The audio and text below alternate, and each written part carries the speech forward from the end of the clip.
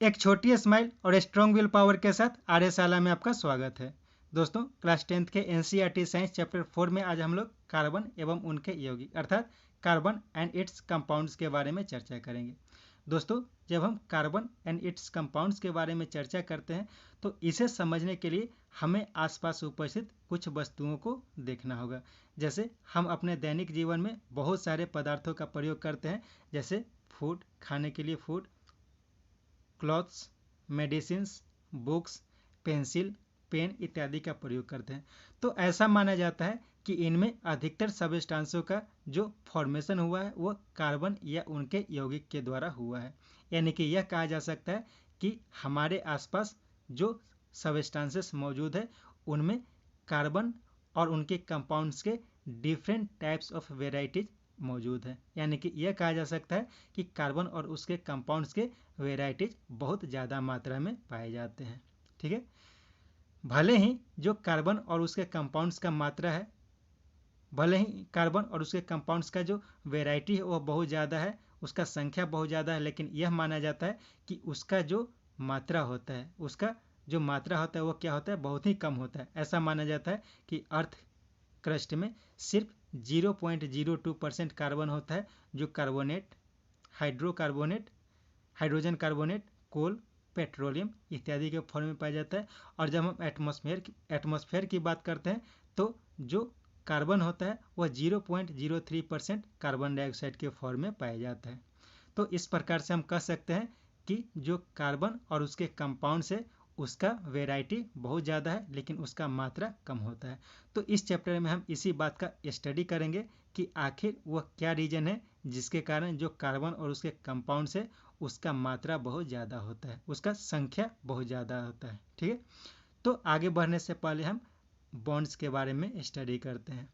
ठीक है, तो हम स्टडी करते हैं बॉन्डिंग इन कार्बन यानी कि द कोवेलेंट बॉन्ड। ठीक है, तो इसमें क्या स्टडी करते हैं, जैसे कि हमने पिछले क्लास में स्टडी किया था कि जो एटम्स होते हैं, तो एटम्स जो होते हैं वह यह चाहते हैं कि उसके आउटर मोस्ट ऑर्बिट में 8 इलेक्ट्रॉन है, और उसी 8 इलेक्ट्रॉन को प्राप्त करने के लिए क्या करता है, वह या तो इलेक्ट्रॉन का लॉस करता है, गेन करता है, या फिर शेयरिंग करता है। तो जब इलेक्ट्रॉन के लॉस और गेन के आधार पर बॉन्ड का फॉर्मेशन होता है तब उसे आयनिक बॉन्ड कहा जाता है, और उससे आयनिक कंपाउंड का फॉर्मेशन होता है। और जब इलेक्ट्रॉन्स का शेयरिंग करके बॉन्ड का फॉर्मेशन होता है तब उसे कोवैलेंट बॉन्ड कहा जाता है, और उससे कोवैलेंट कंपाउंड की प्राप्ति होती है। ठीक है, तो कुछ एग्जाम्पल के द्वारा इसे हम समझने की कोशिश करते हैं। जैसे हम सोडियम क्लोराइड की बात करते हैं, तो सोडियम क्लोराइड की जब बात करते हैं तो सोडियम क्लोराइड का जो फॉर्मेशन होता है उसमें सोडियम जो होता है इलेक्ट्रॉन लॉस करता है, और क्लोरीन जो होता है एक इलेक्ट्रॉन का गेन करता है। इस प्रकार से एक कैटायन और एनायन का फॉर्मेशन होता है, और इस दोनों के बीच एक strong electrostatic force of attraction कार्य करता है, और एक आयनिक कंपाउंड का फॉर्मेशन होता है। अगर हम कोवैलेंट बॉन्ड और कोवैलेंट कंपाउंड की बात करते हैं तो एक एग्जांपल लेते हैं हाइड्रोजन की। ठीक है, तो जो हाइड्रोजन मॉलिक्यूल होता है तो उसमें क्या होता है, उसके बाहरी कक्षा में कितना इलेक्ट्रॉन होता है, एक इलेक्ट्रॉन होता है। और हाइड्रोजन एक ऐसा एटम है वह यह चाहता है कि वह हीलियम के जैसा स्ट्रक्चर बनाए, यानी कि यह अपने आउटर मोस्ट ऑर्बिट में 2 इलेक्ट्रॉन को पूरा करना चाहता है, और 2 इलेक्ट्रॉन को पूरा करने के लिए क्या करता है, 2 हाइड्रोजन एटम एक दूसरे के साथ अपने इलेक्ट्रॉन्स का शेयरिंग करता है। यानी कि फर्स्ट हाइड्रोजन सेकेंड हाइड्रोजन के इलेक्ट्रॉन के साथ, और second hydrogen first hydrogen atom के इलेक्ट्रॉन के साथ शेयरिंग करके सिंगल बॉन्ड का फॉर्मेशन करता है। तो इस तरह से एक मॉलिक्यूल का फॉर्मेशन होता है जिसे कोवैलेंट बॉन्ड और कोवैलेंट कंपाउंड कहा जाता है। यदि हम ऑक्सीजन की बात करते हैं तो ऑक्सीजन जो होता है इसका एटॉमिक नंबर क्या होता है, 8 होता है। तो इसका इलेक्ट्रॉनिक कन्फिग्रेशन हम देखेंगे तो क्या आ जाएगा, 2 6, यानी कि इसके आउटर मोस्ट ऑर्बिट में 6 इलेक्ट्रॉन है। तो जब ऑक्सीजन के मॉलिक्यूल का फॉर्मेशन होता है तो उसे इस तरह से रिप्रेजेंट किया जाता है। ठीक है, 6 इलेक्ट्रॉन्स हो गया। इस कार्बन की बात, इस ऑक्सीजन की बात की जाए तो इसमें भी 1 2 3 4 5 6 इलेक्ट्रॉन्स है। तो क्या होता है कि इस ऑक्सीजन का 6 इलेक्ट्रॉन इसके 2 इलेक्ट्रॉन्स के साथ शेयरिंग करता है, और इस इलेक्ट्रॉन का 6 इलेक्ट्रॉन्स इस एटम के 2 इलेक्ट्रॉन के साथ शेयरिंग करता है। तो इस प्रकार से क्या होता है कि डबल बॉन्ड का फॉर्मेशन हो जाता है, जिसे क्या कहते हैं, कोवैलेंट बॉन्ड कहते हैं। यानी कि कहा जा सकता है कि जो ऑक्सीजन मॉलिक्यूल है वो एक तरह का क्या है, कोवैलेंट कंपाउंड है। ठीक है, तो इस तरह से बॉन्ड्स का फॉर्मेशन होता है।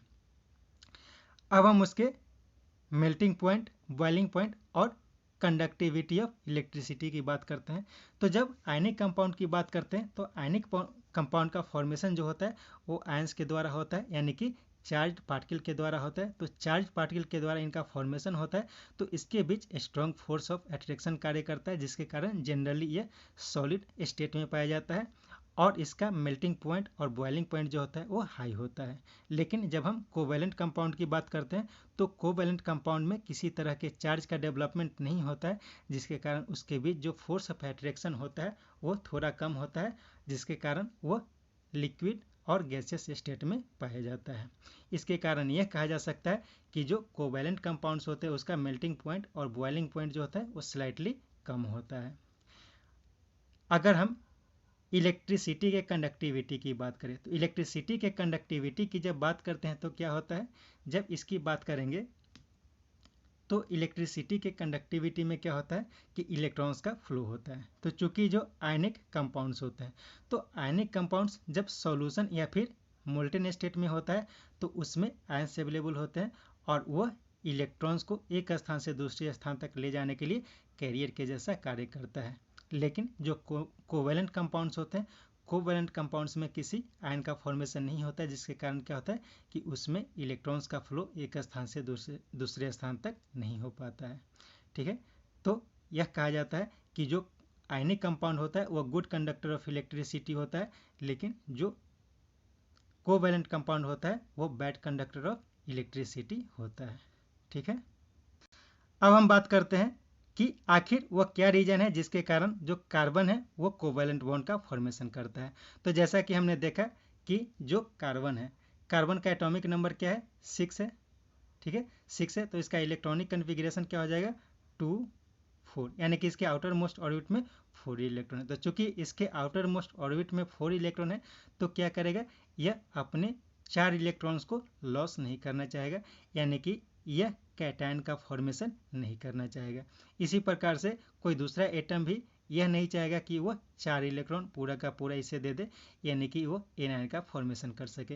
यानी कि कहा जा सकता है कि कार्बन के लिए कैटायन या एनायन का फॉर्मेशन करना बहुत डिफिकल्ट होता है, इसीलिए यह इलेक्ट्रॉन्स का शेयरिंग करता है और इलेक्ट्रॉन्स के शेयरिंग के आधार पे यह बॉन्ड का फॉर्मेशन करता है, यानी कि कोवैलेंट बॉन्ड बनाता है। ठीक है, अब हम बात करते हैं वर्सेटाइल नेचर ऑफ कार्बन की। तो वर्सेटाइल नेचर ऑफ कार्बन की जब बात करते हैं तो यह कहा जाता है कि जो कार्बन है उसमें डिफरेंट टाइप्स ऑफ मोलिक्यूल्स के फॉर्मेशन की प्रवृत्ति होती है, डिफरेंट टाइप्स ऑफ कंपाउंड के फॉर्मेशन की प्रवृत्ति होती है। तो जैसा कि हमने देखा कि जो कार्बन है वह इलेक्ट्रॉन्स के शेयरिंग के द्वारा क्या करता है, कोवैलेंट बॉन्ड का फॉर्मेशन करता है और डिफरेंट टाइप्स ऑफ कंपाउंड्स का फॉर्मेशन करता है। ऐसा माना जाता है कि कार्बन मिलियंस ऑफ कंपाउंड्स का फॉर्मेशन करता है।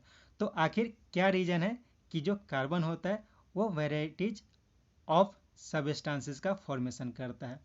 तो यह डिफरेंट रीजन्स होता है।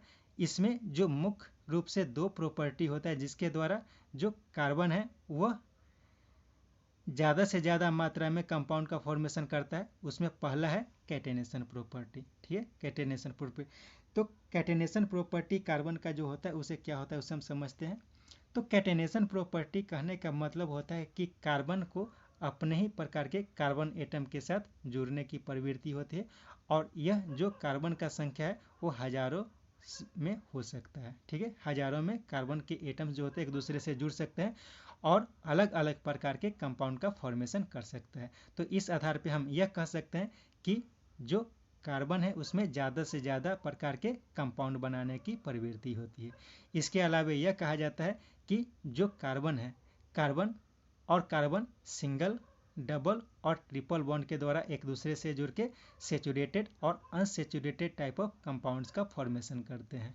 ठीक है, तो यह कहा जा सकता है कि कार्बन में एक दूसरे से जुड़ने की प्रवृत्ति, सिंगल, डबल बॉन्ड और ट्रिपल बॉन्ड बनाने की प्रवृत्ति सब जो कारण होता है, इसके कारण इसमें यह एबिलिटी होता है कि यह ज़्यादा से ज़्यादा कंपाउंड का फॉर्मेशन कर सके।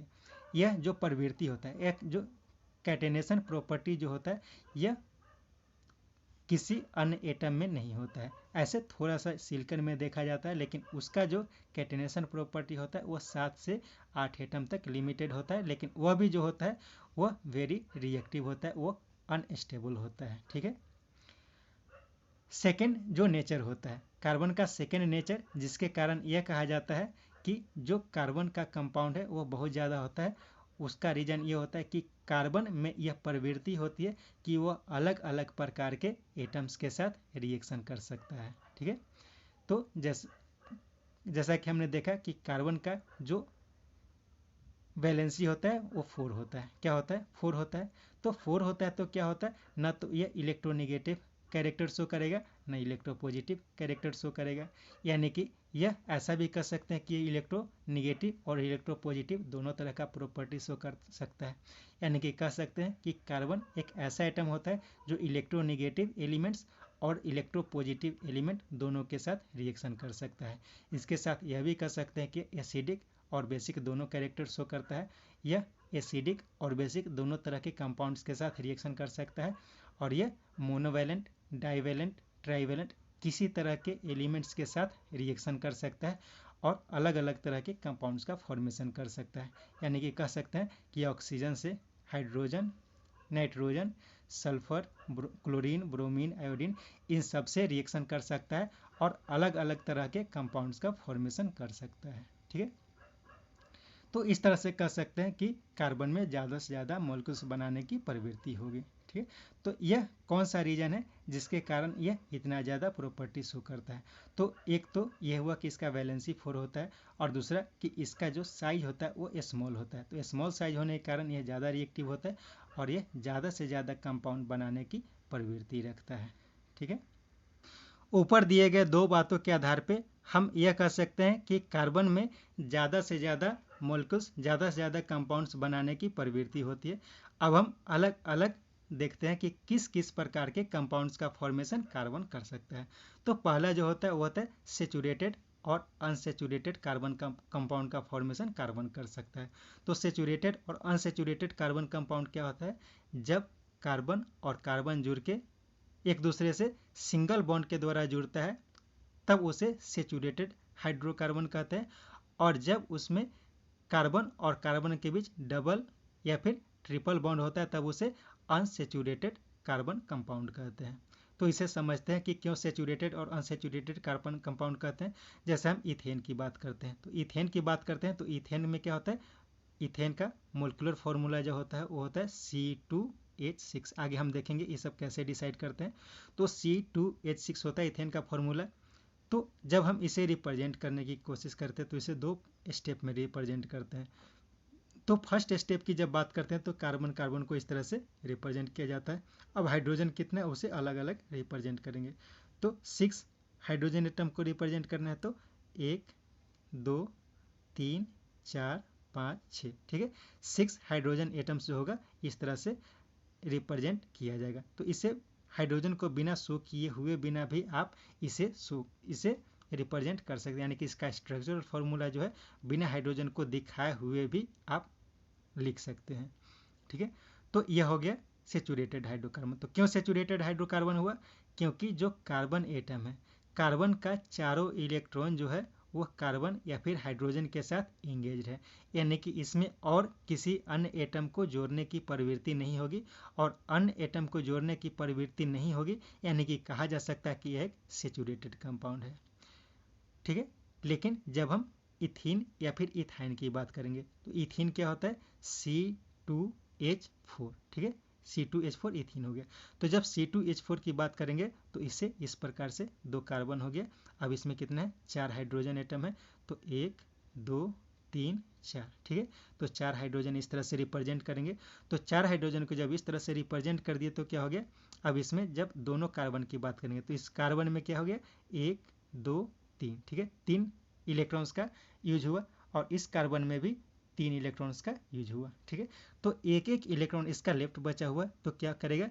ये दोनों जो इलेक्ट्रॉन है एक दूसरे के साथ शेयरिंग करके डबल बॉन्ड का फॉर्मेशन करता है। ठीक है।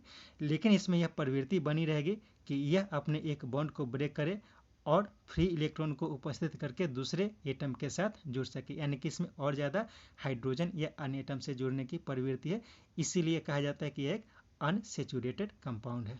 इसी प्रकार से अगर हम बात करें इथाइन की, तो इथाइन में भी इसी तरह का कैरेक्टर देखा जाता है। ठीक है, इसमें ट्रिपल बॉन्ड होता है, तो इसे भी क्या कहा जाता है, अनसेचुरेटेड हाइड्रोकार्बन कहा जाता है।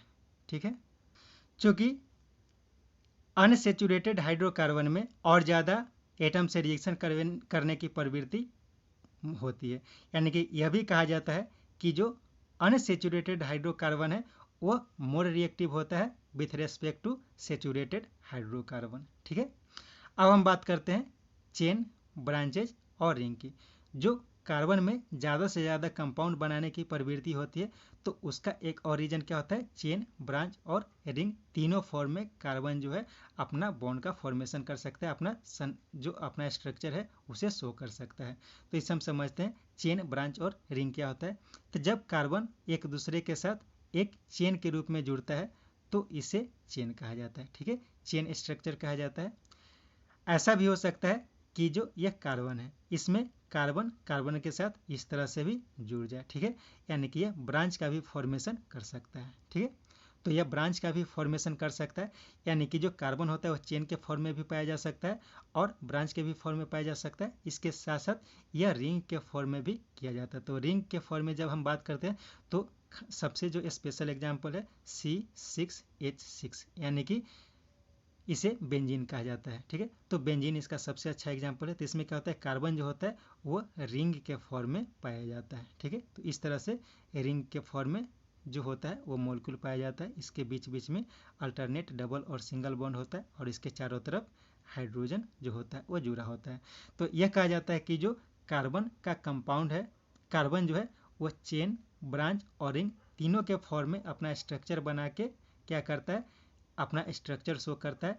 इसीलिए भी यह कहा जाता है कि कार्बन में ज़्यादा से ज़्यादा कंपाउंड बनाने की प्रवृत्ति होती है। ठीक है, अब हम इसे थोड़ा और समझते हैं।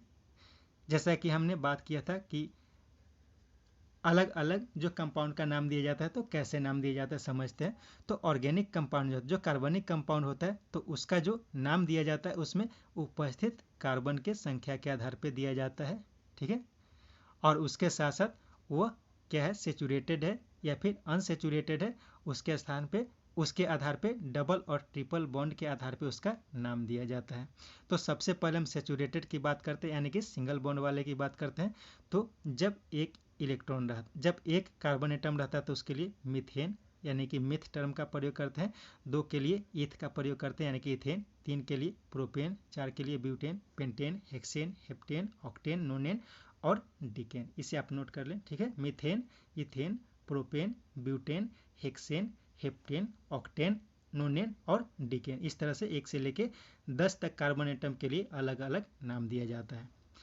अब बात करते हैं एन, इन और आइन का। ठीक है, जैसे अल्केन, अल्कीन और अल्काइन का। तो जब डबल बॉन्ड होता है तो उसे अल्कीन कहा जाता है और जब ट्रिपल बॉन्ड होता है तो उसे क्या कहा जाता है, अल्काइन कहा जाता है। तो उसी जैसे कि हमने ईथ का प्रयोग किया तो उसी तरह से इथीन, प्रोपीन, ब्यूटीन, इसी तरह से ethyne, propyne, butyne, hexyne, heptyne इस तरह से यूज कर सकते हैं। ठीक है, तो और इन सब का स्ट्रक्चर जो होता है इस तरह से होता है। तो यहाँ पे जो दिया गया है यह सेचुरेटेड हाइड्रोकार्बन का दिया गया है।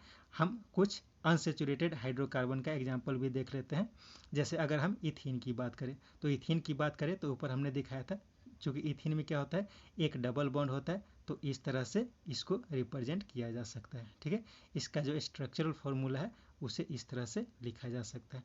अगर इथाइन की बात करें तो क्या हो जाएगा, जो कार्बन और कार्बन का एटम होता है उसमें ट्रिपल बॉन्ड होता है, बाकी जो बचा वहाँ पे हाइड्रोजन जुड़ जाएगा। ठीक है, तो इस तरह से इसका स्ट्रक्चरल फॉर्मूला होता है। यानी कि यह कहा जा सकता है कि जो कार्बन और कार्बन है उससे का अलग अलग स्ट्रक्चरल फॉर्मूला होता है। तो जैसा कि हमने देखा कि जो कार्बन के कंपाउंड है वह चेन के फॉर्म में भी पाए जा सकते हैं और ब्रांच के फॉर्म में भी पाए जा सकते हैं। तो इस आधार पे यह अलग अलग केमिकल कैरेक्टर शो करता है। इसके लिए एक टर्म यूज किया जाता है आइसोमर्स। ठीक है, आइसोमर्स। तो आइसोमर्स क्या होता है इसे बाद में देखेंगे, पहले यहाँ पे देख लेते हैं कैसे कैसे ये ब्रांच का फॉर्मेशन करता है। ठीक है, तो आइसोमर्स क्या होता है इसे हम देख लेते हैं, ठीक है। तो इसमें हम स्ट्रक्चरल आइसोमर्स की बात करते हैं। तो क्या होता है, जैसे हम दो एग्जांपल लेते हैं ब्यूटेन का, ठीक है। तो ब्यूटेन का जो मोलिकुलर फॉर्मूला होगा क्या होगा, C4H10, ठीक है। एक पॉइंट हमने ऊपर बताना भूल गए कि जो अल्केन अल्कीन और अल्काइन जो होता है, तो अल्केन अल्कीन और अल्काइन जो होता है उसमें कार्बन और हाइड्रोजन का जो नंबर होता है उसे रिप्रेजेंट करने के लिए अलग अलग फार्मूला का प्रयोग किया जाता है। जैसे यदि अल्केन की बात की जाए तो अल्केन के लिए CnH2n+2 होता है, ठीक है।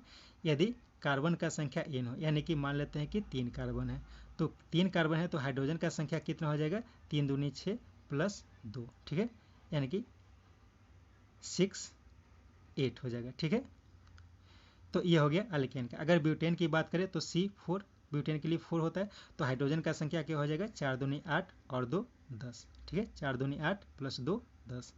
तो इसी तरह से बात करते हैं अगर अल्काइन की बात करते हैं, अल्केन की बात करें। अब अल्केन की बात करते हैं तो अल्केन के लिए जो जनरल फार्मूला होता है वो होता है CnH2n, ठीक है, CnH2n।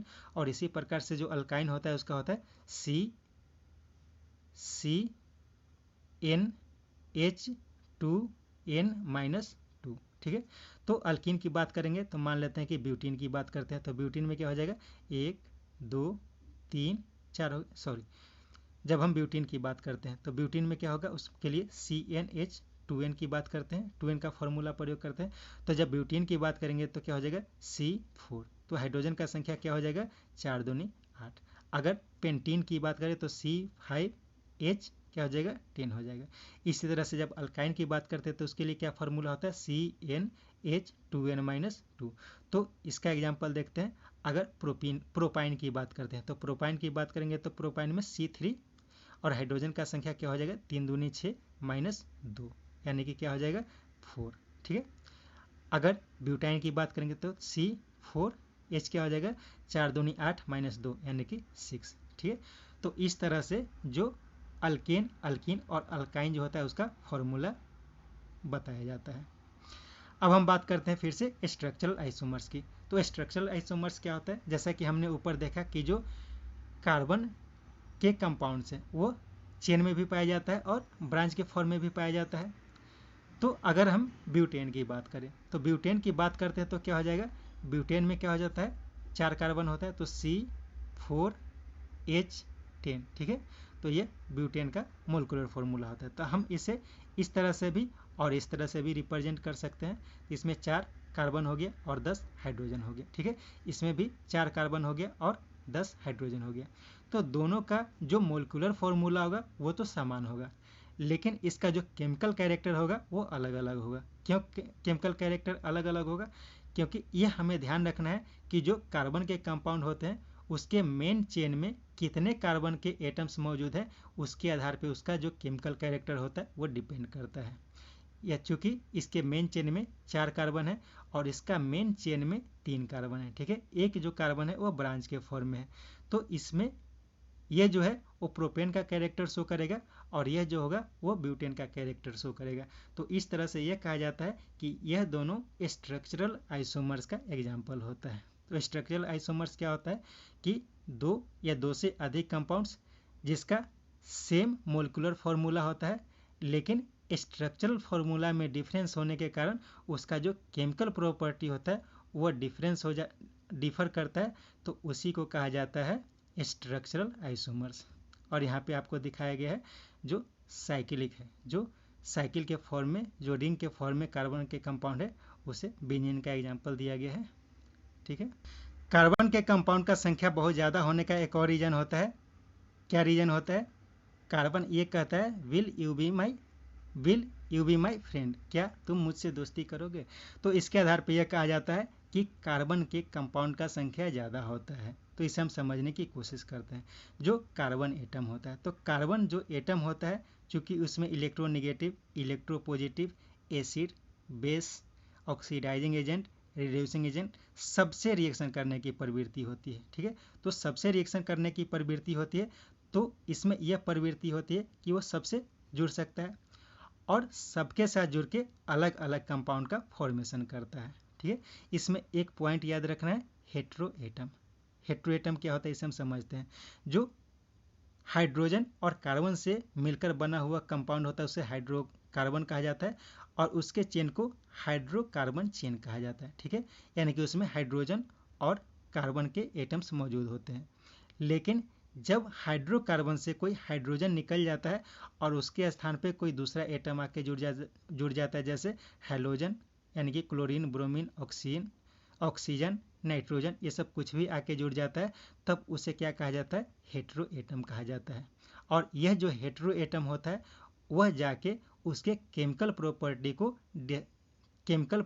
को स्पेसिफाई करता है, यानी कि वह जो हेट्रो एटम होता है वो एक स्पेसिफिक प्रॉपर्टी शो करता है, और इसी के आधार पे इसके फंक्शनल ग्रुप का डिसीजन होता है कि उसका फंक्शनल ग्रुप होगा वो क्या होगा। ठीक है, जैसे ये सब जो होता है फंक्शनल ग्रुप है, तो उसका डिसीजन इसी हेट्रो एटम के आधार पे होता है। तो चूंकि कार्बन में अलग अलग प्रकार के एटम से जुड़ने की प्रवृत्ति होती है, यानी कि अलग अलग फंक्शनल ग्रुप बनाने की प्रवृत्ति होती है, इसके लिए यह कहा जाता है कि इसमें ज़्यादा से ज़्यादा कार्बन के कंपाउंड बनाने की प्रवृत्ति होती है। अब हम कुछ फंक्शनल ग्रुप के बारे में यहाँ पर देख लेते हैं।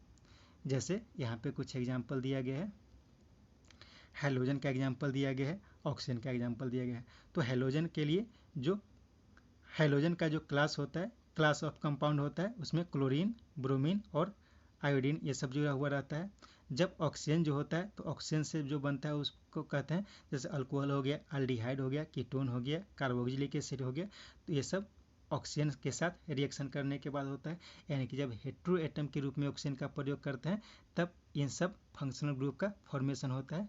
ठीक है, तो इसके आधार पे इसका अलग अलग फंक्शनल ग्रुप का फॉर्मूला होता है। जैसे क्लोरो का ये सब होता है, ब्रोमो का ये होता है, अल्कोहल का OH होता है, एल्डिहाइड का CHO होता है, कीटोन का CO होता है, और कार्बोक्सिलिक एसिड का COOH होता है। ठीक है, तो इसके आधार पे इसका अलग अलग कैरेक्टर शो होता है। ठीक है, अब हम होमोलोगस सीरीज की बात करते हैं। तो होमोलोगस सीरीज क्या होता है, जैसा कि हमने ऊपर देखा कि कार्बन जो होता है उसमें अलग अलग कंपाउंड से अलग अलग एटम से रिएक्शन करने की प्रवृत्ति होती है, और इसके आधार पे अलग अलग कंपाउंड का फॉर्मेशन करता है। ठीक है, और वह जो अलग अलग हेट्रो एटम का अटैचमेंट होता है वह अलग अलग फंक्शनल ग्रुप के जैसा बिहेव करता है, और उसके आधार पे जो मॉलिक्यूल्स होता है उसका कैरेक्टर डिसाइड होता है। ठीक है, उसका कैरेक्टर डिसाइड होता है। तो अब हम बात करते हैं होमोलोगस सीरीज की। तो जैसे कि हम बात करते हैं किसी कंपाउंड की, जैसे अल्केन की बात करते हैं, तो अल्केन की बात करते हैं तो अल्केन का जो कैरेक्टर होगा, अल्केन के साथ अगर हम उसमें मान लेते हैं कि हाइड्रोक्साइड यानी कि OH को जब जोड़ते हैं, यानी कि अल्कोहल को बनाते हैं, तो अल्कोहल को जब बनाते हैं तो उसमें यह होता है कि उसका जो केमिकल कैरेक्टर होगा, जो अल्केन का यानी कि अल्केन का जो अल्कोहल होगा, अल्कोहल का जो कैरेक्टर होगा उसका जो केमिकल प्रॉपर्टी होगा इस बात पे डिपेंड करेगा कि उसमें अल्कोहल मौजूद है, अल्कोहल का फंक्शनल ग्रुप मौजूद है। इसी प्रकार से कार्बोक्सिलिक एसिड है, तो कार्बोक्सिलिक एसिड का अगर फंक्शनल ग्रुप होगा तो उसी के आधार पे उसका केमिकल नेचर डिसाइड होगा। इस बात पे डिपेंड नहीं करता है कि उसमें कार्बन का एटम कितना है। ठीक है, कार्बन के एटम पे डिपेंड नहीं करता है। ठीक है, तो इसी के आधार पे होमोलोगस सीरीज की बात करते हैं। तो होमोलोगस सीरीज क्या होता है कि दो या दो से अधिक कंपाउंड्स, ठीक है, दो या दो से अधिक कंपाउंड्स जिसमें फंक्शनल ग्रुप समान हो, लेकिन उसका जो हाइड्रोकार्बन ग्रुप होता है उसका संख्या वेरी करता है, तब उसी को क्या कहा जाता है, होमोलोगस सीरीज कहा जाता है। Such a series of compound in which the same functional group substitutes the hydrogen in carbon chain is called homologous series. ठीक है, जब किसी हाइड्रोकार्बन में जो हाइड्रोजन है सेम फंक्शनल ग्रुप के द्वारा रिप्लेस किया जाता है तब उसी को कहा जाता है होमोलोगस सीरीज। तो होमोलोगस सीरीज जो होता है तो उसका जो केमिकल कैरेक्टर होता है, केमिकल नेचर जो होता है वो सेम होता है, लेकिन फिजिकल नेचर जो होता है वो डिफरेंट होता है। तो केमिकल नेचर सेम और फिजिकल नेचर डिफरेंस क्यों होता है उसे हम समझते हैं। तो जब हम होमोलोगस सीरीज की बात करते हैं तो उसमें जो फंक्शनल ग्रुप होता है वह सेम होता है, इसके कारण वह जो केमिकल प्रॉपर्टी शो करता है वह सेम करता है।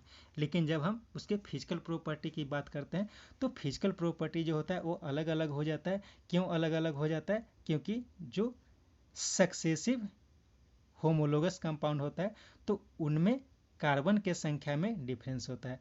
तो कार्बन के संख्या में डिफरेंस होने के कारण क्या होता है, उसका मोलिकुलर वेट में डिफरेंस आ जाता है, और मोलिकुलर वेट में डिफरेंस आने के कारण उसका जो फिजिकल प्रॉपर्टी होता है वो चेंज हो जाता है। तो हम यह समझ लेते हैं कि जो सक्सेसिव हाइड्रोकार्बन होता है तो सक्सेसिव हाइड्रोकार्बन में क्या डिफरेंस आता है। तो सक्सेसिव हाइड्रोकार्बन जो होता है उसमें CH2 ग्रुप का यानी कि CH2 यूनिट का डिफरेंस आ जाता है। जैसे हम एक एग्जांपल लेते हैं, मिथाइल अल्कोहल की बात करते हैं और इथाइल अल्कोहल की बात करते हैं। तो मिथाइल अल्कोहल और इथाइल अल्कोहल की बात करेंगे तो क्या हो जाएगा, जैसे मिथाइल अल्कोहल ये हो गया और इथाइल अल्कोहल क्या हो जाएगा CH3, इसके बाद CH2 यहाँ पे बीच में रहेगा और OH रहेगा।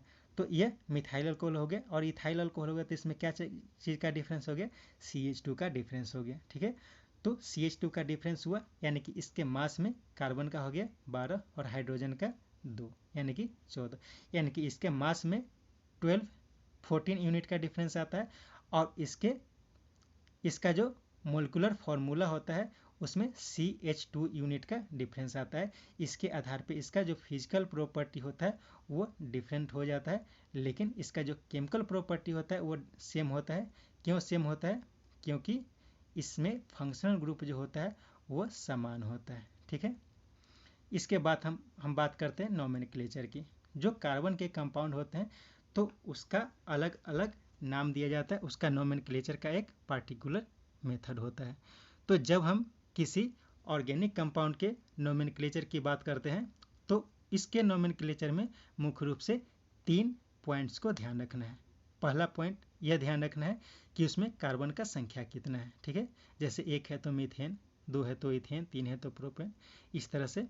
सेकेंड, इस बात को ध्यान रखना है कि इसका फंक्शनल ग्रुप क्या है। ठीक है, जैसे क्लोरो ब्रोमो या फिर अल्कोहल हो सकता है, कार्बोक्सिलिक एसिड हो सकता है। तो इस तरह से उसका जो फंक्शनल ग्रुप होता है तो उसके फंक्शनल ग्रुप के आधार पे उसका नामकरण किया जाता है। और तीसरा पॉइंट जो होता है वह ये होता है कि वह उसमें सिंगल बॉन्ड है, कार्बन कार्बन के बीच सिंगल बॉन्ड है, डबल बॉन्ड है या ट्रिपल बॉन्ड है, यानी कि अल्केन है, अल्कीन है। Chemical properties of carbon compound की बात करते हैं तो chemical properties of carbon compound की बात करते हैं तो इसमें सबसे पहले बात करते हैं कंबसन की। तो कंबसन का मतलब क्या होता है, ऑक्सीजन की उपस्थिति में जलाना। तो ऑक्सीजन की उपस्थिति में कार्बन और कार्बनिक कंपाउंड को जलाते हैं तो क्या बनता है, जब कार्बन को ऑक्सीजन की उपस्थिति में जलाते हैं तो कार्बन डाइऑक्साइड और हीट जनरेट करता है, और जब कार्बनिक कंपाउंड को ऑक्सीजन के प्रेजेंस में जलाते हैं तो कार्बन डाइऑक्साइड, वाटर और हीट और एनर्जी देता है। ठीक है, अब हम बात करते हैं ऑक्सीडेशन। एक पॉइंट इसमें ध्यान रखना है सेचुरेटेड और अनसेचुरेटेड हाइड्रोकार्बन को जलाने की। तो जो सेचुरेटेड हाइड्रोकार्बन होता है वह जलने के साथ क्लीन फ्लेम देता है, यानी कि साफ ब्लू कलर का फ्लेम देता है। लेकिन जो अनसेचुरेटेड कंपाउंड होता है तो अनसेचुरेटेड कंपाउंड जलने के बाद येलो फ्लेम देता है। अनसेचुरेटेड कंपाउंड जो होता है वो जलने के साथ सूटी डिपोजिट देता है, यानी कि कालिक का डिपोजिशन होता है। ठीक है, तो इसके आधार पे यह डिसाइड कर लिया जाता है, जैसे कि अगर हम स्टोव पे खाना बनाते हैं तो स्टोव पे खाना बना रहे हैं और यदि बर्तन है उस पर काली का डिपोजिशन हो रहा है तो एक और बात ध्यान दिया जाता है कि उसमें ऑक्सीजन का प्रॉपर सप्लाई नहीं हो रहा है। ऐसा माना जाता है कि जैसे कि सेचुरेटेड हाइड्रोकार्बन, तो ऊपर हमने देखा कि जो सेचुरेटेड हाइड्रोकार्बन है वो क्लीन फ्लेम देता है, लेकिन ऑक्सीजन का अगर प्रॉपर सप्लाई नहीं होगा तो क्या होता है कि वह जो है प्रॉपरली नहीं जलेगा और उससे काली का डिपोजिशन होगा। ठीक है, तो जब हम स्टोव का प्रयोग करते हैं तो यदि बर्तन पे काली का डिपोजिशन हो रहा है यानी कि उसमें प्रॉपर ऑक्सीजन का सप्लाई नहीं हो रहा है, और प्रॉपर ऑक्सीजन का सप्लाई नहीं हो रहा है तो इसलिए क्या करते हैं, उसे पिन लगा के और उसके बर्नर की सफाई करते हैं। ठीक है, अब हम बात करते हैं दूसरे केमिकल रिएक्शन की, ऑक्सीडेशन की बात करते हैं। तो जब हम ऑक्सीडेशन की बात करते हैं तो लास्ट क्लास में हम लोगों ने बात किया था ऑक्सीडेशन रिडक्शन रिएक्शन की। तो ऑक्सीडेशन रिएक्शन में क्या होता है कि जब किसी कंपाउंड में रिएक्शन के बाद ऑक्सीजन का मात्रा बढ़ता है तो सबसे साधारण शब्दों में इसी को क्या कहा जाता है, ऑक्सीडेशन कहा जाता है। तो हम कुछ ऑक्सीडेशन का एग्जाम्पल देख लेते हैं। जैसे यहाँ पे आपकी बुक में दिया गया है इथाइल अल्कोहल से इथेनोइक एसिड के फॉर्मेशन का। ठीक है, तो जब इथाइल अल्कोहल को अल्कलाइन KMnO4 से या फिर एसिडिफाइड K2Cr2O7 से रिएक्शन करवाते हैं तो एसिड का फॉर्मेशन होता है। ठीक है, तो यह रिएजेंट है। इस रिएजेंट को हमेशा याद रखना है, इसे कहीं पे नोट डाउन करके रखना है कि जो अल्कलाइन KMnO4 या फिर एसिडिफाइड K2Cr2O7 होता है, इसे ऑक्सीडेशन प्रोसेस के लिए अप्लाई किया जाता है। ठीक है, ये सब बहुत ही इंपॉर्टेंट होता है। इसके बाद है एडिशन रिएक्शन। तो एडिशन रिएक्शन में क्या होता है, जैसा कि हमने पीछे क्लास में स्टडी किया था, एडिशन रिएक्शन में क्या होता है, जब कोई कंपाउंड से कोई दूसरा एटम या मोलिक्यूल आके जुड़ जाता है तब उसी को क्या कहा जाता है, एडिशन रिएक्शन कहा जाता है। तो जैसे हम बात करते हैं अनसेचुरेटेड हाइड्रोकार्बन की, तो अनसेचुरेटेड हाइड्रोकार्बन में हमने देखा था कि उसमें फ्री इलेक्ट्रॉन होता है, फ्री इलेक्ट्रॉन होने की प्रवृत्ति होती है और उसमें यह जो होता है बॉन्ड को तोड़ के और इलेक्ट्रॉन को मुक्त करता है और वो उससे हाइड्रोजन को जोड़ने की प्रवृत्ति होती है। ठीक है, तो इसी को क्या कहा जाता है, एडिशन रिएक्शन कहा जाता है। यानी कि जो अल्कीन है, अल्कीन में हाइड्रोजन को जोड़ के अल्केन में कन्वर्ट किया जा सकता है, यानी कि इसे कह सकते हैं कि एडिशन रिएक्शन का एग्जाम्पल है। तो हम कुछ एडिशन रिएक्शन को देखते हैं। जैसे इथेन है, तो इथीन को जब हाइड्रोजन से रिएक्शन करवाते हैं in presence of nickel catalyst, ठीक है, तो उसके प्रेजेंस में करवाते तो क्या होता है, वो इथेन का फॉर्मेशन करता है। ठीक है, तो ये सब क्या हो गया, एडिशन रिएक्शन का एग्जाम्पल हो गया। तो इसमें यह ध्यान रखना है कि जो निकेल है, निकेल एक ऐसा कैटेलिस्ट होता है जो हाइड्रोजिनेशन के लिए निकेल का प्रयोग किया जाता है। ठीक है, और इसका एक सबसे अच्छा एग्जाम्पल होता है एडिशन रिएक्शन का कि अनसेचुरेटेड ऑयल जो होता है, अनसेचुरेटेड ऑयल को सेचुरेटेड ऑयल में कन्वर्ट करने के लिए क्या किया जाता है, इस एडिशन रिएक्शन का प्रयोग किया जाता है। ठीक है, अब हम बात करते हैं सब्स्टिट्यूशन रिएक्शन की। तो सब्स्टिट्यूशन रिएक्शन में क्या होता है कि जब कोई कंपाउंड होता है तो उसका कोई पार्टिकुलर एटम या फिर रेडिकल जो होता है वो दूसरे एटम या रेडिकल से रिप्लेस हो जाता है, तब उसी को क्या कहा जाता है, सब्स्टिट्यूशन रिएक्शन कहा जाता है। ठीक है, तो सब्स्टिट्यूशन रिएक्शन जो होता है सामान्यतः सेचुरेटेड हाइड्रोकार्बन में देखा जाता है। ठीक है, जैसे अगर हम बात करते हैं मीथेन की, ठीक है, CH4 की, तो CH4 को जब क्लोरीन से रिएक्शन करवाते हैं तो क्या बन जाता है, क्लोरोमीथेन का फॉर्मेशन होता है। ठीक है, क्लोरोमीथेन का फॉर्मेशन होता है और HCl रिलीज होता है। तो यह क्या हो गया, सब्स्टिट्यूशन रिएक्शन का एग्जाम्पल हो गया। तो इसमें क्या ध्यान रखना है कि जो क्लोरीनेशन की क्रिया करवाई जाती है उसमें क्या किया जाता है, जो अल्केन होता है उसे क्लोरीन से इन प्रेजेंस ऑफ सनलाइट, ठीक है, तो यहाँ पे सनलाइट जो होता है वो कैटेलिस्ट के जैसा कार्य करता है। ठीक है, तो इस सबको ध्यान रखना है। अब हम बात करते हैं सम इम्पोर्टेंट कार्बन कंपाउंड की। तो सम इम्पोर्टेंट, ऐसे तो सारे जो कंपाउंड्स होते हैं हाइड्रोकार्बन के वो सब इम्पोर्टेंट होते हैं, लेकिन हम यहाँ पे बात करते हैं मुख्य रूप से दो हाइड्रोकार्बन की, उसमें है इथेनॉल और इथेनोइक एसिड। ठीक है, तो आपके इस बुक में इथेनॉल और इथेनोइक एसिड के बारे में चर्चा की गई है। तो इथेनॉल और इथेनोइक एसिड की जब बात करते हैं तो पहले हम इथेनॉल की बात करते हैं। तो जब इथेनॉल की बात करते हैं तो इथेनॉल जो होता है, इथेनॉल का अगर मोलिकुलर फॉर्मूला देखेंगे तो क्या हो जाएगा, C2H5OH। ठीक है, C2H5OH इसका जो होता है मोलिकुलर फॉर्मूला होता है। जो इथेनॉल होता है इसे सामान्य भाषा में अल्कोहल भी कहा जाता है, यानी कि जब हम अल्कोहल की बात करते हैं तो उस टाइम इथेनॉल की बात करते हैं।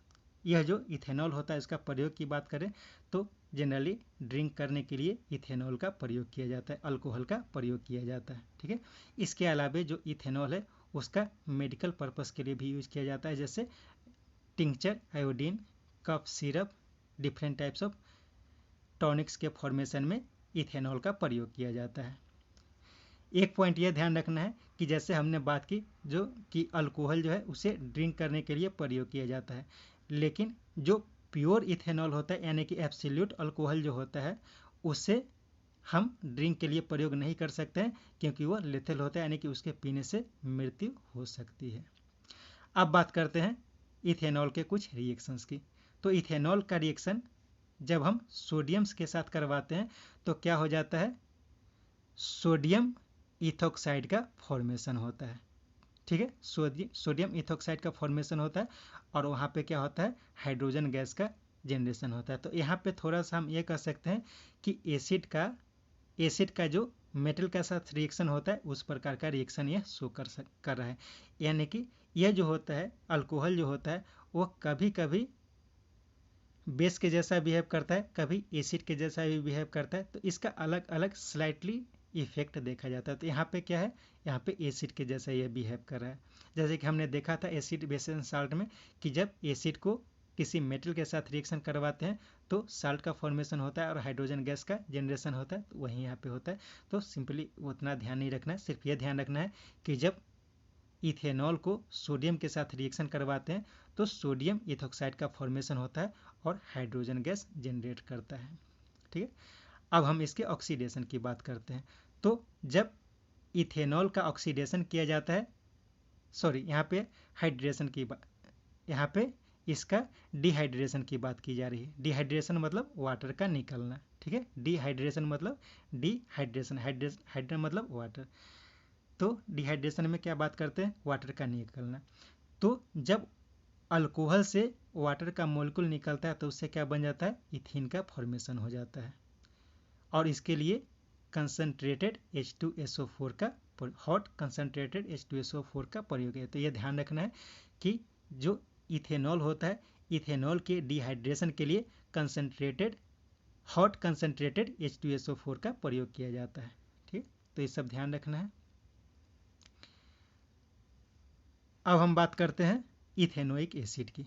ठीक है, तो इथेनोइक एसिड की बात करेंगे तो साधारण शब्दों में जो हम कार्बोक्जिलिक एसिड की बात करते हैं तो कार्बोक्जिलिक एसिड जो होता है वो यही एसिटिक एसिड होता है। थोड़ा सा हम देख लेते हैं इसका मोलिकुलर फॉर्मूला क्या होगा। तो इसका मोलिकुलर फॉर्मूला होगा CH3COOH।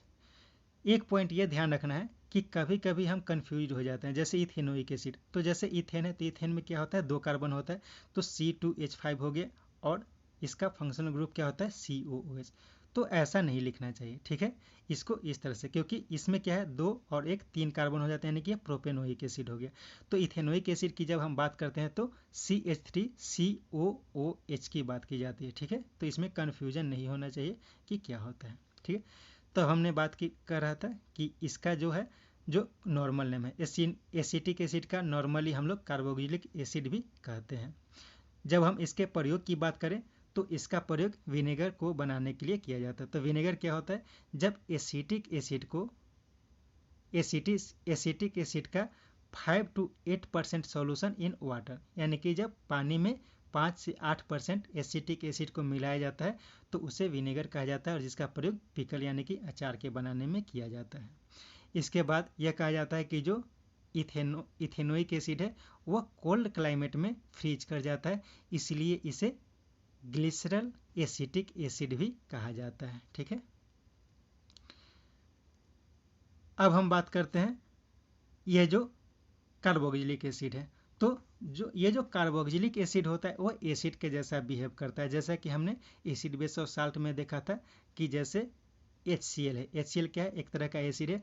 तो उसी तरह से कार्बोक्जिलिक एसिड भी एक तरह का एसिड के जैसा बिहेव करता है, लेकिन यह जो एसिड है वो है वीक एसिड होता है। ठीक है, जैसे HCl जो होता है स्ट्रॉन्ग एसिड होता है तो कार्बोक्जिलिक एसिड होता है वो क्या होता है, वीक एसिड होता है।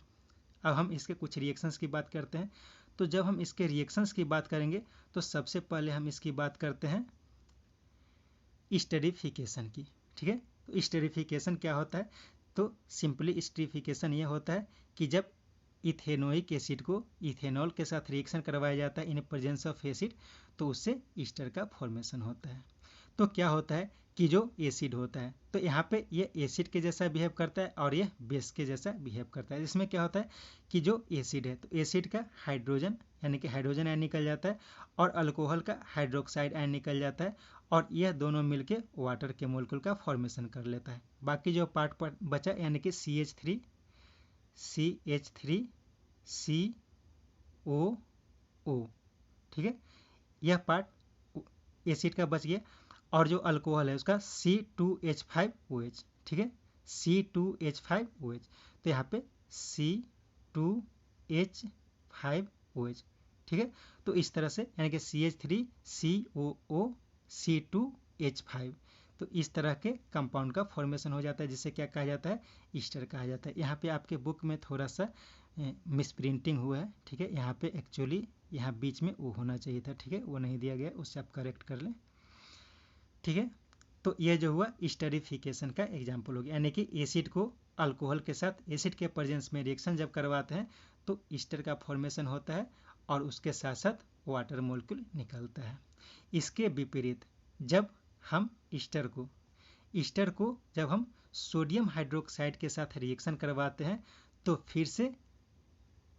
फिर से अल्कोहल की प्राप्ति हो जाती है, ठीक है।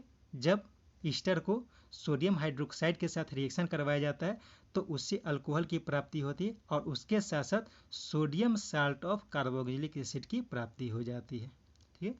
तो इस क्रिया को क्या कहा जाता है, सेपोनिफिकेशन कहा जाता है और इसी विधि को सोप के बनाने में प्रयोग किया जाता है।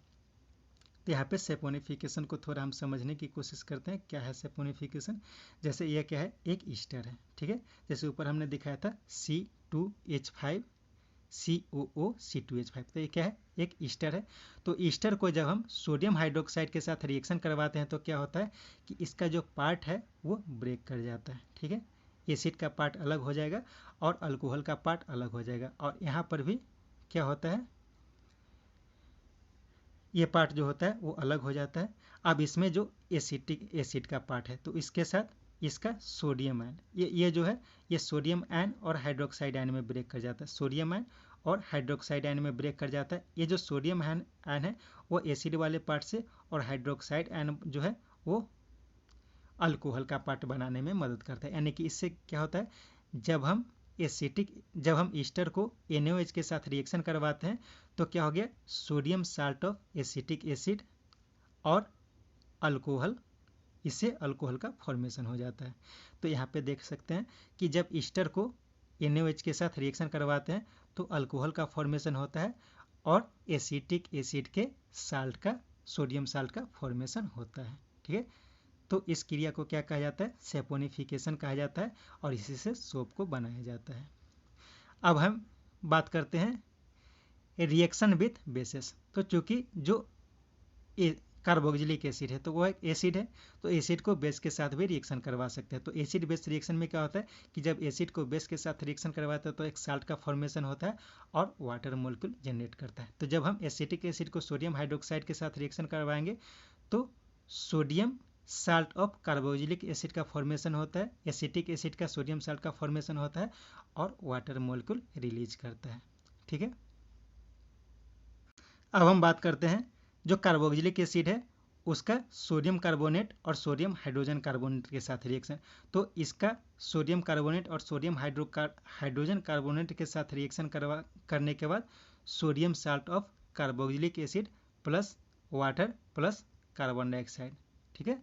जब सोडियम हाइड्रोजन कार्बोनेट के साथ भी जब रिएक्शन करवाते हैं तो sodium salt of carboxylic acid plus water plus carbon dioxide का फॉर्मेशन करता है, ठीक है। अब हम बात करते हैं सोप एंड डिटर्जेंट की। तो सोप और डिटर्जेंट क्या होता है, तो सोप का फॉर्मेशन कैसे होता है हमने ऊपर ईस्टर के सेपोनिफिकेशन के कंडीशन में देखा था, ठीक है। तो ईस्टर के सेपोनिफिकेशन में सोप का फॉर्मेशन होता है। तो सोप क्या होता है, सोप होता है कार्बोक्सिलिक एसिड का सोडियम साल्ट, ठीक है। जैसे सिंपल मान लेते हैं C2H5COONA, ठीक है, sodium salt of carboxylic acid. ऐसा इसमें ऐसे हम एग्जाम्पल के लिए दिए हैं, एक्चुअली ये बहुत बड़ा होता है, इसमें N का प्रयोग किया जाता है, ठीक है।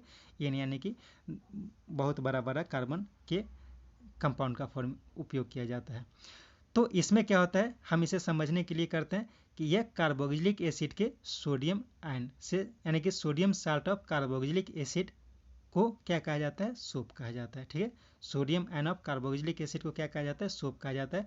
और उसका प्रयोग किस चीज़ के लिए किया जाता है, जैसे नहाने के लिए, धोने के लिए जो हम लोग प्रयोग करते हैं। तो ये क्या करता है, गंदगी को बाहर निकालता है। तो एक गंदगी का एग्जाम्पल लेते हैं ऑयल ड्रॉपलेट। तो ऑयल ड्रॉपलेट को यह कैसे रिमूव करता है, इसके प्रक्रिया को हम समझते हैं।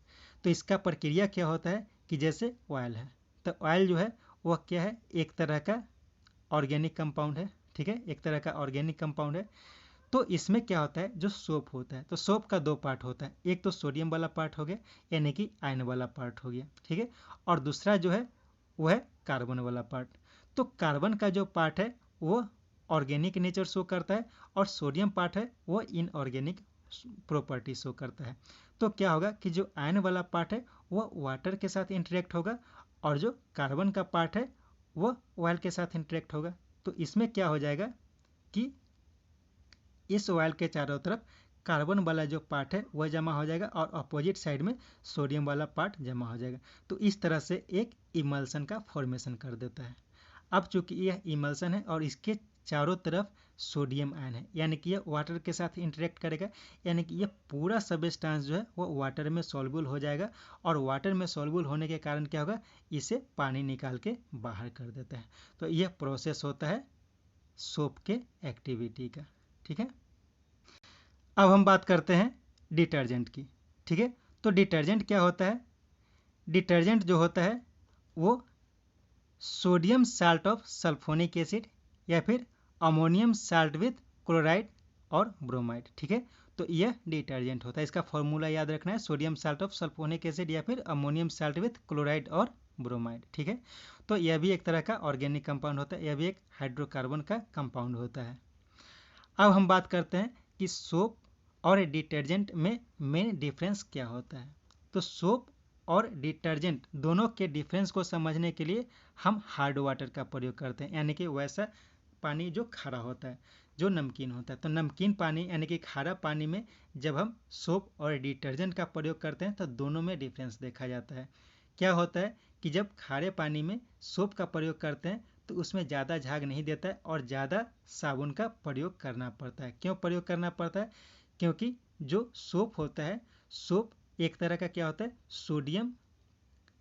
सोडियम का साल्ट होता है, ठीक है। तो सोडियम का साल्ट होता है तो क्या हो जाता है कि हार्ड वाटर में उपस्थित कैल्शियम और मैग्नीशियम के साथ वो रिएक्शन कर लेता है। तो रिएक्शन कर लेता है तो जो सोप का पार्ट है वो किस में प्रयोग हो जाता है, कैल्शियम और मैग्नीशियम के साल्ट के फॉर्मेशन में। यानी कि सोप जो है वह ज़्यादा मात्रा में यूज करना पड़ेगा, क्योंकि कुछ मात्रा जो रहेगा पहले तो इसे कैल्शियम और मैग्नीशियम के साथ रिएक्शन करके ये कैल्शियम और मैग्नीशियम के साथ रिएक्शन करके प्रेसिपिटेट के बनाने में यूज हो जाता है, और उसके बाद जब प्रेसिपिटेशन कंप्लीट हो जाता है उसके बाद वो झाग देने का कार्य करता है। यानी कि साबुन का ज़्यादा प्रयोग करना पड़ेगा हार्ड वाटर के कंडीशन में।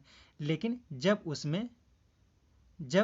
उसमें डिटर्जेंट का प्रयोग करते हैं, तो डिटर्जेंट का प्रयोग करते हैं तो उसमें कैल्शियम और मैग्नीशियम जो होता है उसका प्रेसिपिटेशन का क्रिया नहीं होता है, और प्रेसिपिटेशन का क्रिया नहीं होता है तो इसमें जितना भी हम डिटर्जेंट का प्रयोग करेंगे सारे का उपयोग सफाई करने में हो जाता है। यानी कि यह कहा जा सकता है कि जो डिटर्जेंट है, तो खारे पानी में डिटर्जेंट का उपयोग करना ज़्यादा फायदेमंद होता है, क्योंकि पूरा इसमें यूज हो जाता है, ठीक है। तो इसके साथ आपका ये चैप्टर समाप्त हुआ, लेकिन इसमें कुछ इंपॉर्टेंट पॉइंट्स है जिसे मैंने डिस्कस नहीं किया है, तो एक और वीडियो मैं बनाऊंगा जिसमें उस इंपॉर्टेंट पॉइंट्स को डिस्कस करूंगा, ठीक है। तो नेक्स्ट पार्ट को आप ज़रूर देख लें, ठीक है, ताकि ये पूरा चैप्टर आपका क्लियर हो जाए। इसमें सिर्फ हमने बात किया है कि किस तरह से जो कार्बन कंपाउंड है उसका फॉर्मेशन होता है, उसका एक्टिविटी क्या होता है, ठीक है। तो इसके साथ आपका ये चैप्टर समाप्त होता है। Thank you.